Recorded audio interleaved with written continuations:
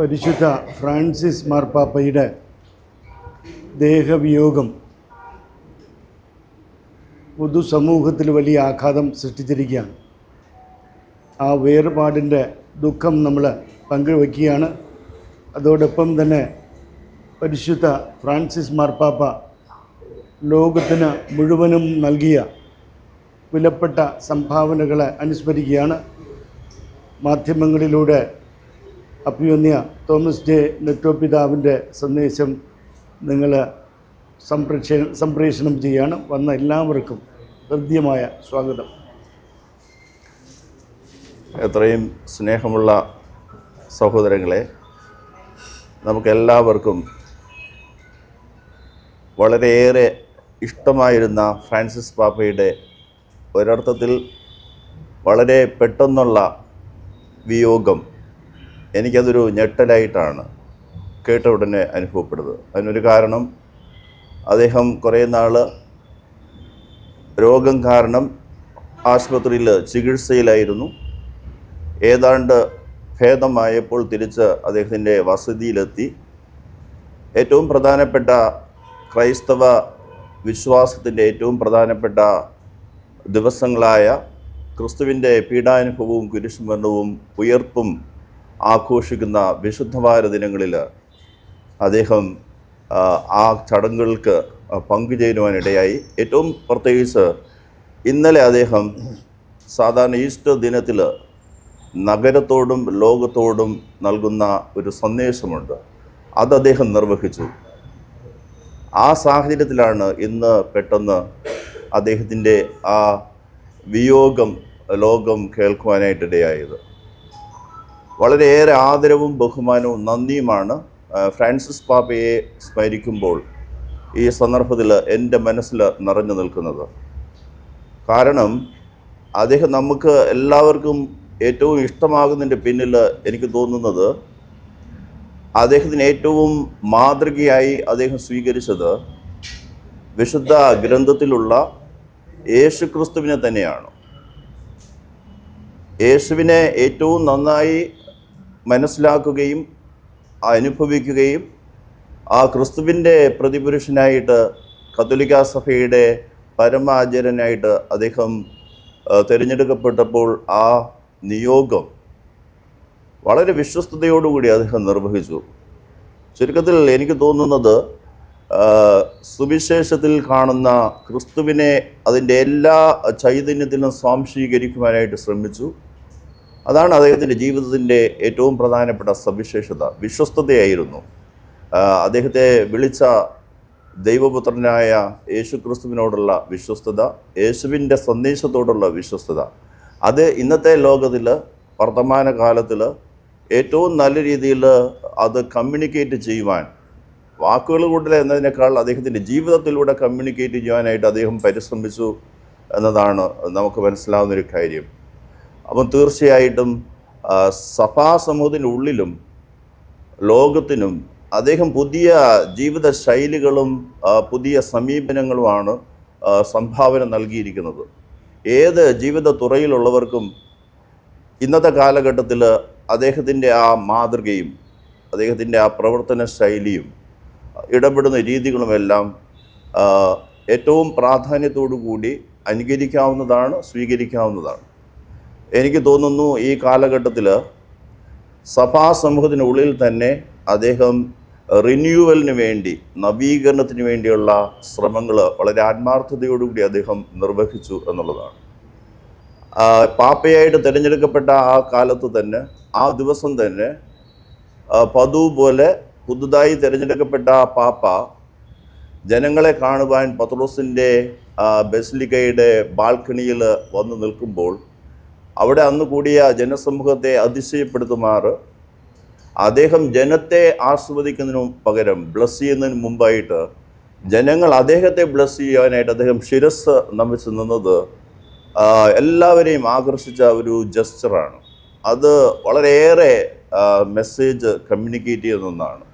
അദ്ദേഹത്തിന് അതറിയാം. അദ്ദേഹം ഏറ്റെടുത്തിരിക്കുന്ന ആ ചുമതല നിർവഹിക്കുവാനായിട്ട് ജനങ്ങളുടെ, ആളുകളുടെ, അവരിലുള്ള ഈശ്വര ചൈതന്യത്തിൻ്റെ അനുഗ്രഹം തനിക്ക് ആവശ്യമാണ് എന്നുള്ളൊരു തിരിച്ചറിവായിരുന്നു അത്.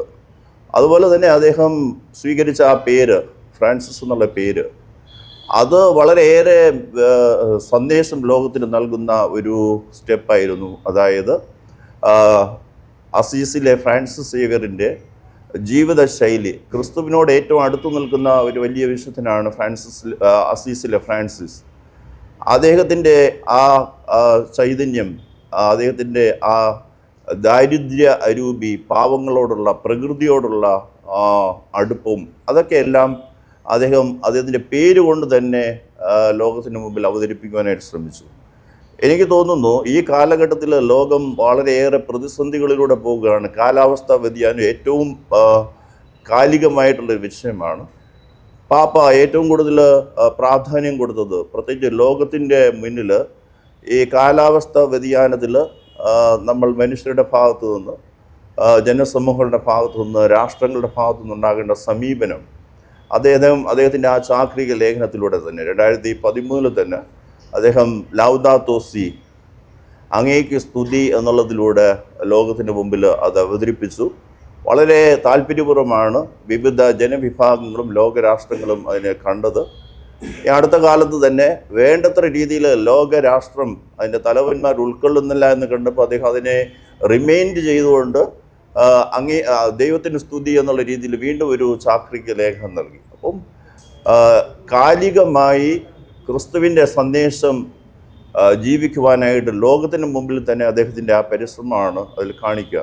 മറ്റൊന്ന് പ്രധാനമായിട്ടും നമുക്കറിയാം, ലോകത്തിൽ ഇപ്പോൾ വ്യത്യസ്തതകൾ നിറഞ്ഞു നിൽക്കുന്ന ജനവിഭാഗങ്ങളും സമൂഹങ്ങളും അതിൻ്റെ സങ്കീർണതയിൽ നിൽക്കുമ്പോൾ, ലോകം പലതിൻ്റെയും പേരിൽ വിഭജിക്കപ്പെടുന്ന ഒരു സാഹചര്യത്തിൽ അദ്ദേഹം രണ്ടാമത്തെ ഏറ്റവും പ്രധാനപ്പെട്ട ഒരു ചാക്രിക ലേഖനം പൊതുസമൂഹത്തിന് വേണ്ടി തന്നെയാണ്, സഭാസമൂഹത്തിന് വേണ്ടി തന്നെയാണ് നൽകിയത്. നമ്മൾ ഓർക്കുന്നു, ഫ്രത്തേലി തൂത്തി, എല്ലാവരും സഹോദരർ എന്നുള്ളൊരു കാഴ്ചപ്പാട്. എനിക്ക് തോന്നുന്നു ലോകം ഇന്ന് നേരിടുന്ന പല പ്രതിസന്ധികൾക്കും പല പ്രശ്നങ്ങൾക്കും പരിഹാരം അന്വേഷിക്കുമ്പോൾ നമുക്ക് സ്വീകരിക്കാവുന്ന സമീപനമാണ് അദ്ദേഹത്തിൻ്റെ ആ രണ്ടാമത്തെ ചാക്രിക ലേഖനം ഈ സാമൂഹ്യ വിഷയങ്ങളുടെ പശ്ചാത്തലത്തിൽ അത് അവതരിപ്പിക്കുന്നത്. ആ രീതിയിൽ നോക്കുമ്പോൾ തികച്ചും വ്യത്യസ്തതകൾ നിറഞ്ഞ ഒരു പാപ്പയായിരുന്നു അദ്ദേഹം. എപ്പോഴും ഈ ചേർച്ച് എന്ന് പറയുന്ന ഇൻസ്റ്റിറ്റ്യൂഷൻ, സഭാസ്ഥാപനം നവീകരിക്കപ്പെടേണ്ടതാണ്. അപ്പോൾ അതിനുവേണ്ടി ആ തിരിച്ചറിവിൽ വളരെ അധികം കോൺട്രിബ്യൂഷൻ അടുത്ത കാലത്ത് സഭയുടെ ഉള്ളിലുള്ള ചേഞ്ചസിന് വേണ്ടി, ക്രിസ്തുവിൻ്റെ പ്രബോധനത്തിന് ചേരുന്ന രീതിയിലുള്ള ശൈലികളിലേക്ക് പോകുന്നതിന് വേണ്ടിയുള്ള സംരംഭങ്ങളുടെ ഭാഗമായിരുന്നു കഴിഞ്ഞ ഒരു 3-4 വർഷമായിട്ട് ചർച്ചിനുള്ളിൽ നടന്ന മെത്രാന്മാരുടെ സിനഡാത്മക സഭ എന്ന് പറയുമ്പോൾ തന്നെ എല്ലാവരും, വ്യത്യസ്തതകളുള്ള എല്ലാവരും ഒരുമിച്ച് യാത്ര ചെയ്യുന്നതിനെക്കുറിച്ചാണ് അദ്ദേഹം അതിലൂടെ ഇന്നത്തെ സഭാ വിശ്വാസികൾക്ക് വേണ്ടി നൽകുന്ന സന്ദേശം.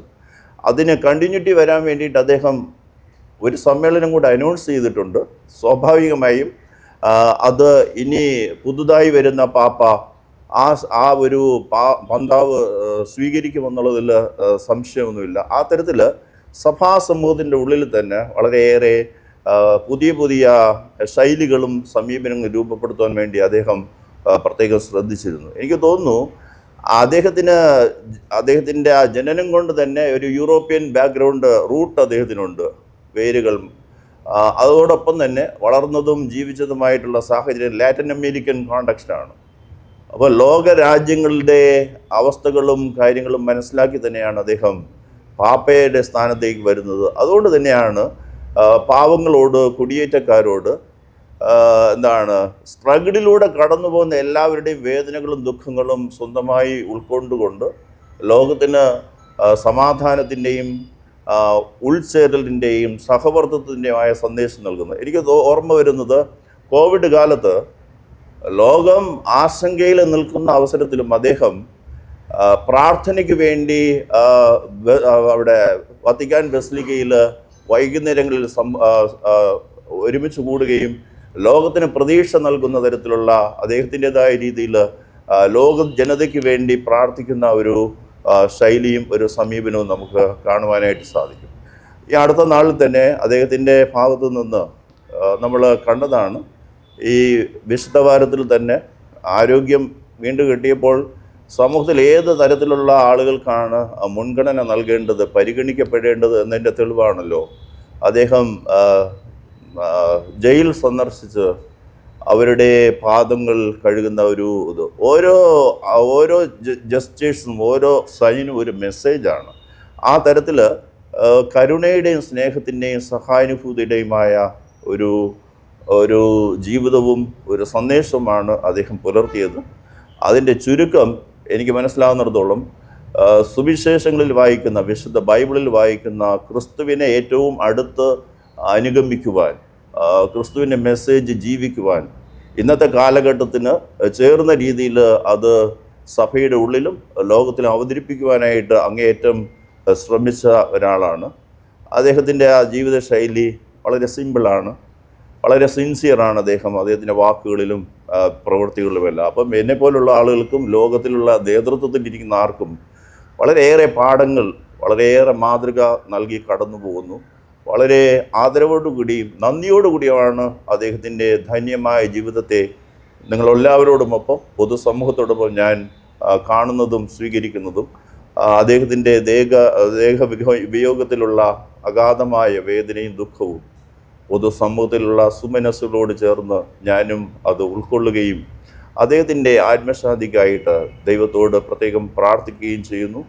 അദ്ദേഹത്തിന് ജനങ്ങളോടുണ്ടായിരുന്ന കരുതൽ, കാരുണ്യം, അദ്ദേഹത്തിൻ്റെ ആപ്തവാക്യം തന്നെ എന്നോട് കരുണ തോന്നി ദൈവം എന്നെ വിളിച്ചു എന്നാണ്. കാരുണ്യം വളരെ പ്രധാനപ്പെട്ടൊരു കാര്യമാണ്.